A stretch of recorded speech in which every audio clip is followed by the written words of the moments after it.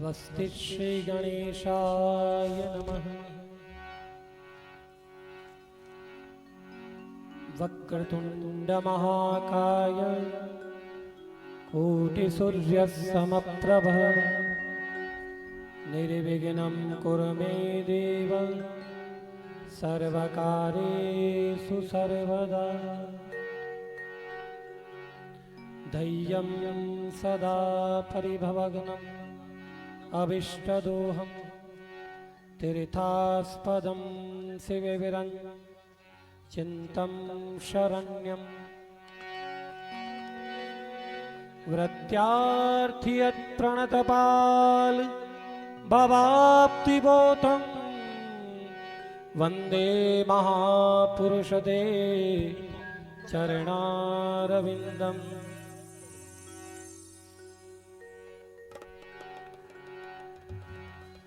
यत्त्वा सुदुस्सजुषेसितराज्यलक्ष्मी धर्मिष्ठयार्यवचसा यदि वादरण्य मायामृगं दयति सीतमन्युधाव वन्दे महापुरुषते चरणारविन्दम्।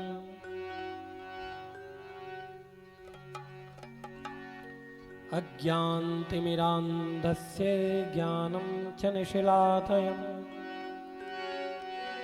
चक्षुरन्मीलितं येन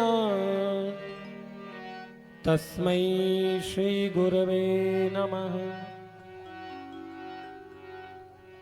लोकाभिरामं रणरङ्गधीरम् राजीवनेत्रं रघुवंशनाथं कारुण्यरूपं करुणाकरन्तं श्रीरामचन्द्रं शरणं प्रपद्ये।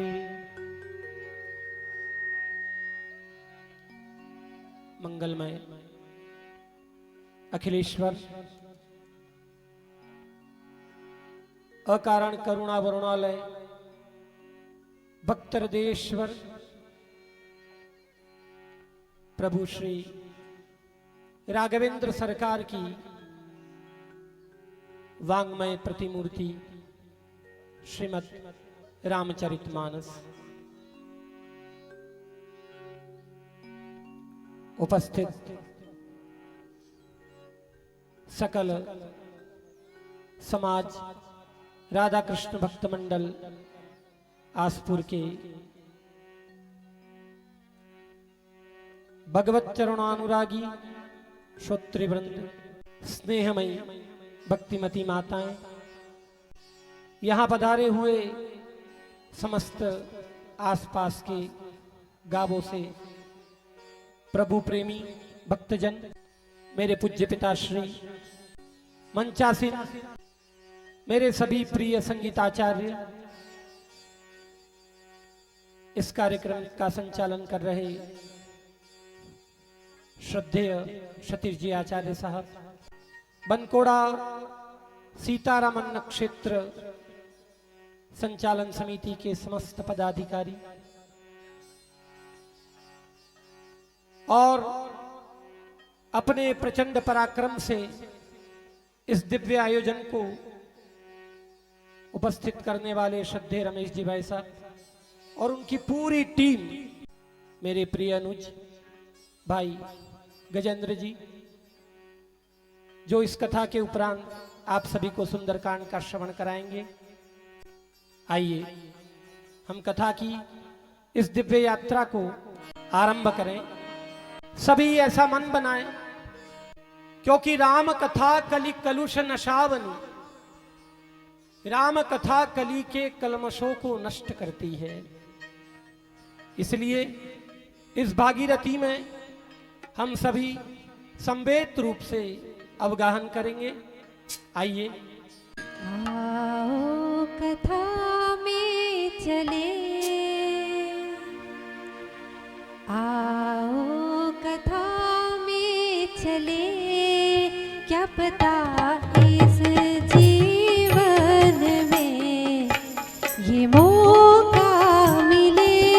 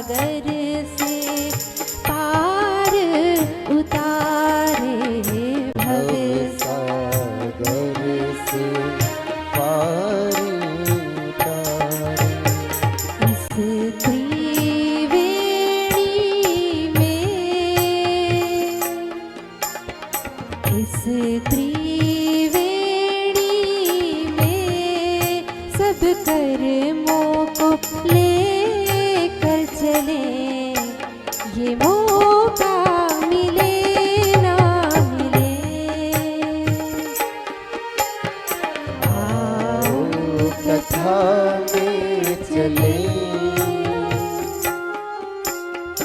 आओ कथा में चले, क्या पता इस जीवन में ये मौका मिले ना मिले।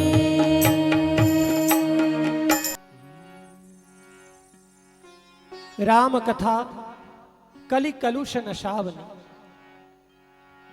राम कथा कली के कलमशों को नष्ट करती है। इसलिए भगवान महादेव ने रची महेश निज मानस राखा। इस कथा को अपने हृदय में धारण करके रखा। राम कथा क्या है? कोई वार्ता है? यदि राम कथा कोई वार्ता होती तो इतनी लंबी कभी न चलती, क्योंकि आज भी प्रयाग संगम क्षेत्र में परम वंदनीय, परम विवेकी याज्ञवल्क्य मुनि, भारद्वाज मुनि को लक्ष्य करके रामचरितमानस आज भी सुना रहे हैं। कथा आरंभ अवश्य हुई, लेकिन इसका विश्राम नहीं हुआ। राम कथा जीवन की थाक को मिटाती है।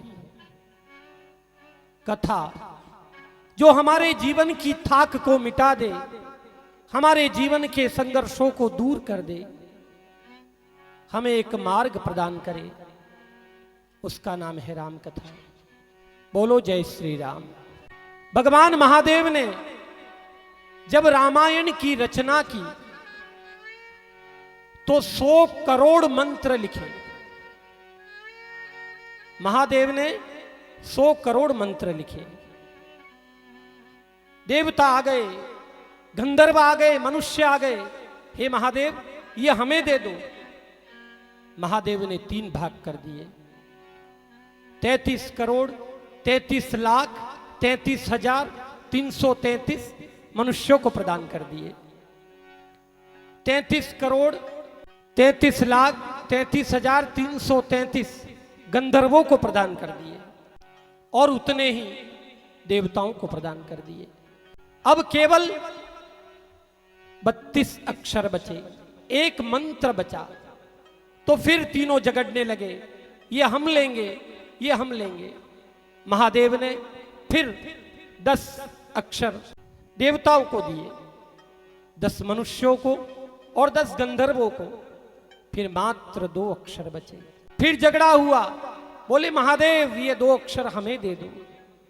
महादेव बोले नहीं, ये 2 अक्षर मैं किसी को देने वाला नहीं हूं, ये तो मैं अपने हृदय में धारण करके रखूंगा। और वो 2 अक्षर थे राम। तो महादेव ने रची महेश निज मानस राखा। अपने मानस में अपने परम आराध्य राघवेंद्र सरकार के बाल रूप का पूजन महादेव करते हैं। रामायण सुर तरु की छाया, दुख भय दूर निकट जो आया। गोपालानंद सरस्वती कहते हैं कि रामायण तो कल्प वृक्ष है, और उस कल्प वृक्ष की छाया में जो आ जाता है उसके सारे दुख, सारे कष्ट निवृत्त हो जाते हैं, नष्ट हो जाते हैं। और कल्प वृक्ष कैसा है? उस कल्प वृक्ष की जो जड़ है वो रामायण का, रामचरितमानस का बालकांड है। बोलो राधे राधे। इस कल्प वृक्ष की जो जड़ है वो बालकांड है, जहां बड़े अलोल निर्णय लिए गए। सत्य मूल सब सुकृत सुहाय, जहां सत्य और धर्म के बल पर अपना सर्वस्व जीवन त्याग कर दिया, जहां भरत लक्ष्मण त्याग की मूर्ति हैं और शिखर पर विराजमान हैं, और इसी कल्प वृक्ष की जो थड़ है, पीठ बोलते हैं जिसको, थड़ हिंदी में तना, वो इस मानस का अयोध्या कांड है। अयोध्या कांड में मजबूती है मित्रों, जहां वचन का पालन होता है, जहां धर्म की रक्षा होती है। धर्म न दूसरा सत्य समाना, आगम निगम पुराण बखाना, कि परहित सरस धर्म नहीं भाई, पर पीड़ा सम नहीं अधमाई। अयोध्या कांड में इतनी विचित्रता, जहां वचन पर रघुकुल रीत सदा चली आई, प्राण जाए अरु वचन न जाए, ऐसे अलोड़ निर्णय अयोध्या कांड में लिए गए। और इस कल्प वृक्ष की जो टहनियां हैं वो अरण्य कांड है मित्रों। नए नए संतों का मिलन हुआ है, जहां शबरी जैसी परम भक्त एक वृक्ष के पर्ण की तरह सूख कर भक्ति में लिप्त होकर भगवान के चरणों में समर्पित हो जाना चाहती है। इस कल्प वृक्ष का जो फूल है वो सुंदर कांड है, जिसमें बजरंग बली की अद्भुत भक्ति की सुगंध है।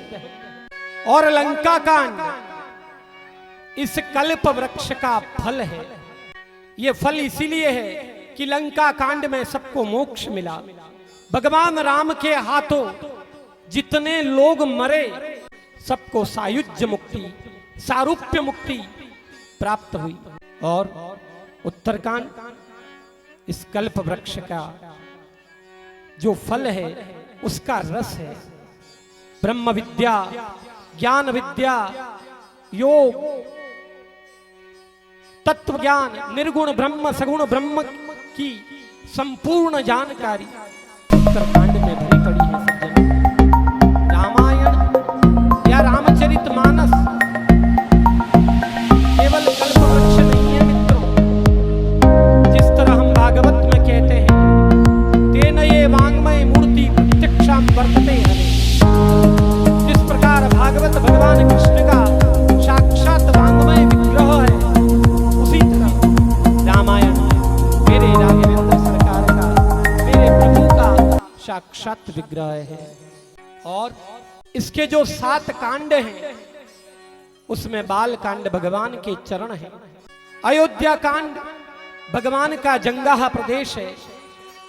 अरण्य कांड जहां काम पर विजय प्राप्त की जाती है, जहां सिद्धि साधना, जहां काम का कोई काम नहीं है,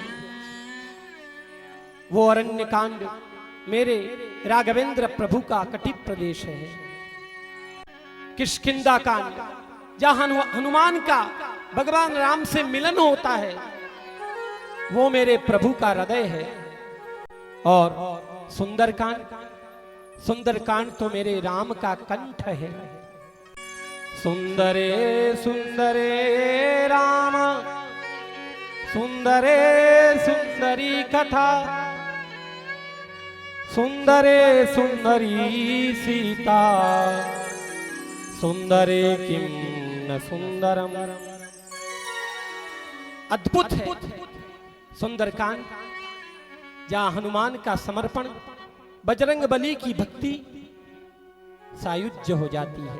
और ये लंका कांड मेरे प्रभु का मुख भी है, जहां भगवान सबको भक्षण कर जाते हैं, सबका भक्षण हो जाता है। तो आओ ऐसी पावनी कथा का श्रवण आज हम केवल एक दिन में करेंगे। वैसे तो रामायण का कोई पार नहीं मित्रों, जीवन निकल जाए लेकिन राम कथा पूरी नहीं होती है। लेकिन आज हम भागवत जी का आश्रय लेते हुए और मानस जी का आश्रय लेते हुए इस कथा की भागीरथी में संवेद रूप से अवगहन करेंगे। तुलसी बाबा ने, अच्छा एक बात आपकी जानकारी के लिए बताऊं, रामायण को लिखा वाल्मीकि ने, 24,000 मंत्र वाल्मीकि जी ने इस रामायण में लिखे। ध्यान से सुनना।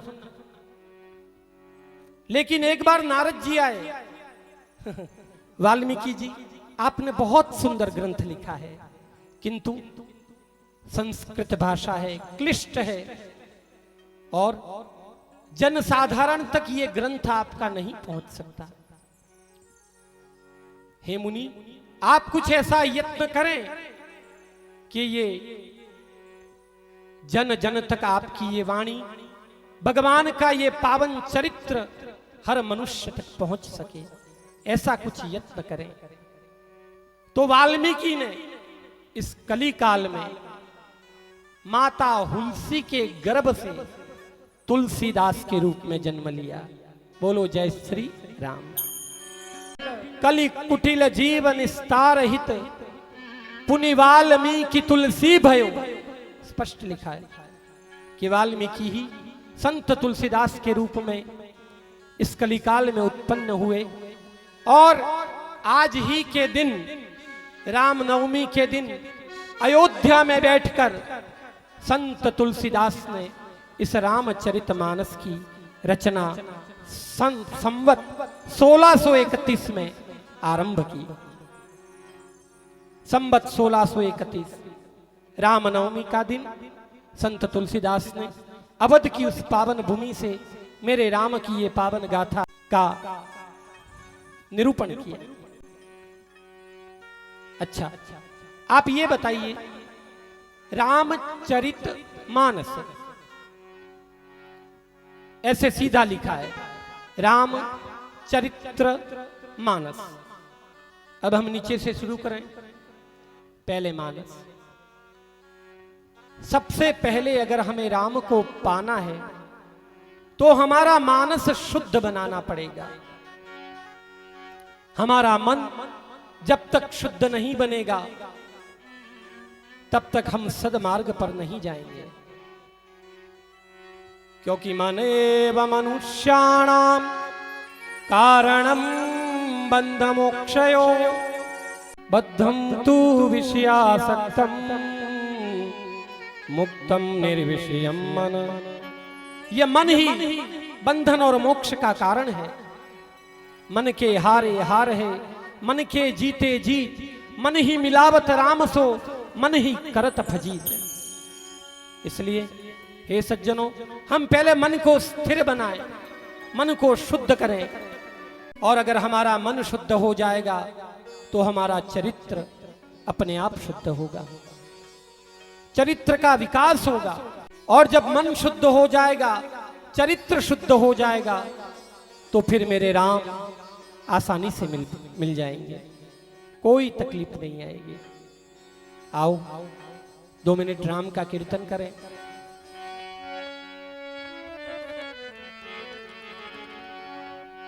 रघुनंदन राघव राम हरे, रघुनंदन राघव राम हरे, रघुनंदन राघव राम हरे, सिया राम हरे, सिया राम हरे, सीता राम हरे, सिया राम हरे, सिया राम हरे, सिया राम हरे, सिया राम हरे, सिया राम हरे, रघुनंदन राघव राम हरे, रघुनंदन राघव राम हरे, सिया राम हरे, सिया राम हरे, सिया राम हरे, सिया राम हरे।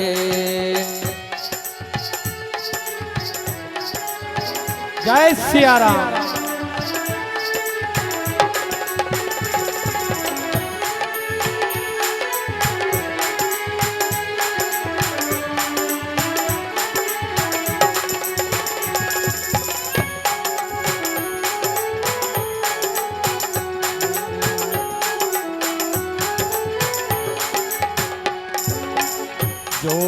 आनंद सिंधु सुख राशि, जो आनंद सिंधु सुख राशि, सी करते त्रयलोक सुपासी, करके त्रयलोक सुपासी, जो आनंद सिंधु सुख राशि, जो आनंद सिंधु सुख राशि, सी करते त्रयलोक सुपासी, सी करते त्रयलोक सुपासी, रघुनंदन राघव राम हरे, रघुनंदन राघव राम हरे, सिया राम हरे, सिया राम हरे, सिया राम हरे, सिया राम हरे, सीता राम राम राम, राजा राम राम राम, सीता राम राम राम,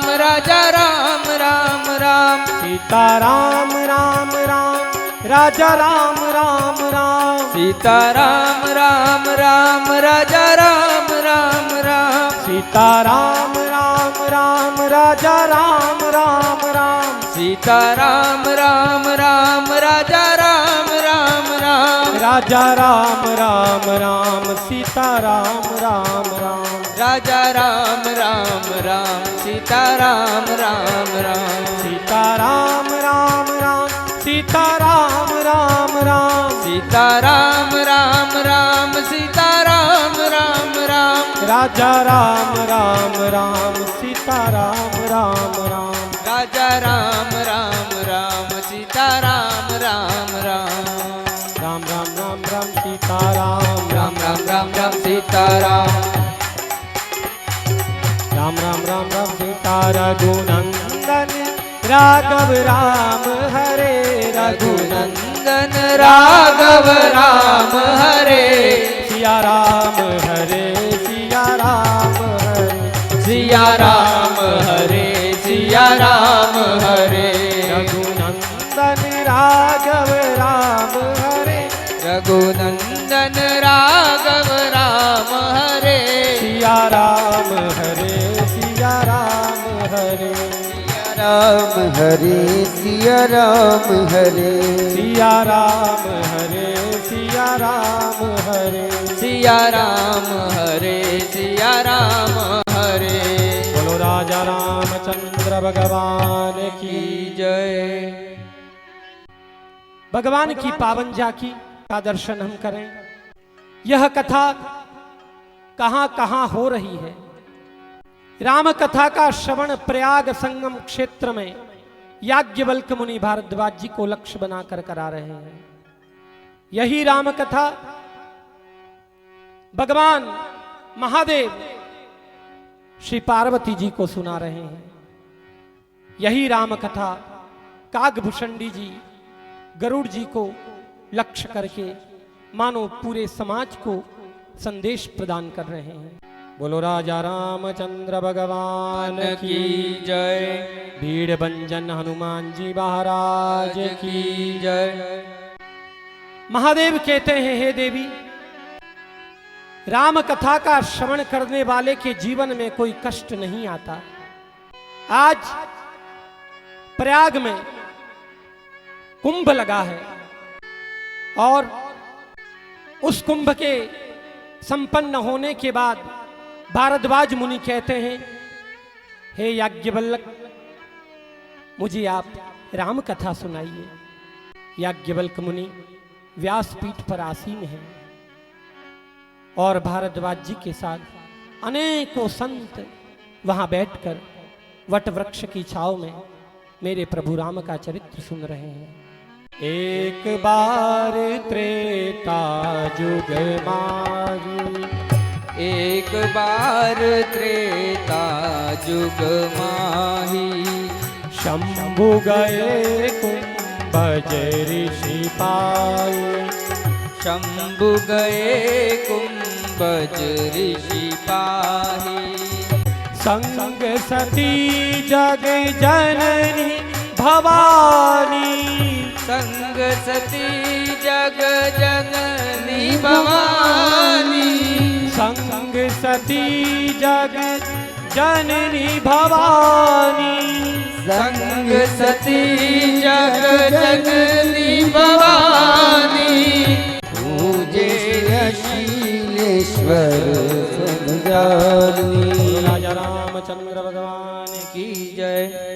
याज्ञवल्क्य कहते हैं, हे महामुनि भारद्वाज, आपने सुंदर प्रश्न पूछा है राम कथा का, तो मैं राम कथा से पहले आपको शिव कथा सुनाता हूं, क्योंकि राम कथा में प्रवेश तभी मिल सकता है जब हम शिव चरित्र को सुने। जब हम शिव चरित्र को जब तक नहीं सुनेंगे तब तक राम कथा हमारे गले उतरने वाली नहीं है। इसलिए हे भारद्वाज, एक बार त्रेता युग माही, शंभु गए कुंभज ऋषि पाही। त्रेता युग में एक बार महादेव सती के साथ अगस्त्य ऋषि कुंभज ऋषि के पास गए और जाकर भगवान राम की दिव्य कथा सुनी।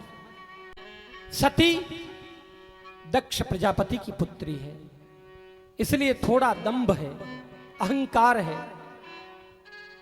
सती ने कथा ध्यान से नहीं सुनी। बोला, महादेव आप तो साक्षात देव हैं और आप ये कुंभज ऋषि से कथा सुनने आए। महादेव ने कहा, देवी अभी कथा श्रवण करो, तुम्हारा संदेह मैं अवश्य दूर करूंगा। कथा पूर्ण हुई और महादेव के साथ सती अपने लोक के लिए प्रस्थान किया।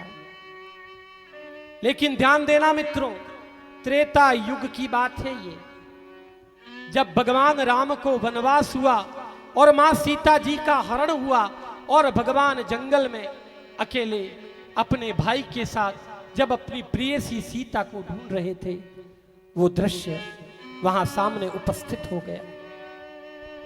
इधर तो जा रहे महादेव और सती, उधर भगवान दिख गए। महादेव ने दूर से भगवान राम को प्रणाम किया। सती को आश्चर्य लगा, महादेव आपने इस मनुष्य को प्रणाम किया, ये कौन है? आप जिसे प्रणाम करो ऐसा मनुष्य कौन है, मुझे बताए। तो महादेव बोले, जासु कथा कुंभज ऋषि गाई, जासु कथा कुंभज ऋषि गाई, भक्ति जासु में मुनि बताई, भक्ति जासु में मुनि सुनाई। सो मम इष्ट देव रघुवीरा, सो मम इष्ट देव रघुवीरा, सो मम इष्ट देव रघुवीरा, सो मम इष्ट देव रघुवीरा, सेवत जाय सदा मुनि धीरा।